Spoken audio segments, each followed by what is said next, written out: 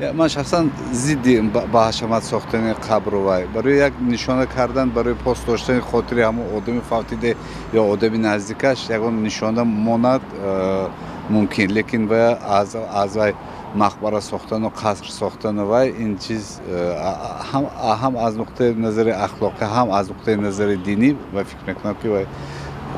نادرست. یک برای انیق شدنش یک табличка ми ягон вай майда чимонат мешадам вай ин қабра вай кадан худаш вай нест метавонанд онҳо ин пулҳоро дар мактаб интернатҳо дар ҷиҳати хайравӣ сарф кунанд беҳтар аз падар модарро пеш аз ҳама дар зиндагӣ ба қадраш расидан дар кор пас аз маргаш ин фоида надорад ки санги мармар ё ягон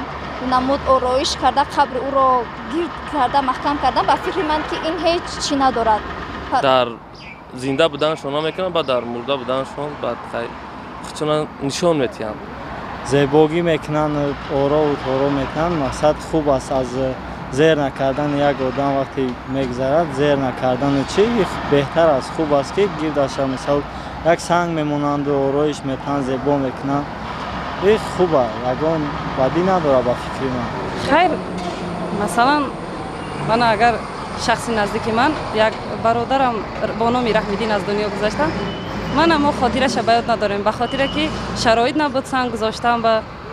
хайр хотира нест умуман хотира надорем аз ҳамин сабаб дигаро кунанд хуб аст сари қабри модарашон аст хештаборашон аст авлоду аҷдодашон аст тоза кунанду ягон санг гузоранд хуб аст ба фикри ман беҳтарин мешавад хайр албатта бузургоне ҳастанд ки мақбара сохтан ба онҳо арзанда аст масалан мақбараи саид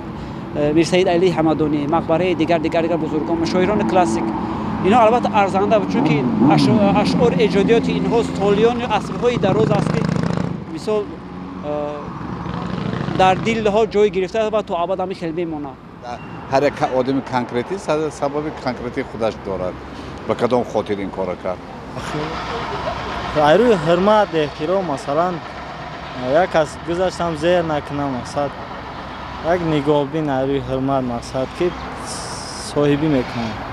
нишон медиҳанд дар пеш дигаро ки мо ба қадри падару модар мерасем онҳоро ҳурмат мекунем ва аз дигарон фарқ дорем гуфта ба фикри ман ки қисми зиёдашон аз сабаби худ нишондиҳӣ мекунанд ба кадом хотир ба хотире ки фаромӯш нашаванд аз ёдҳо нараванд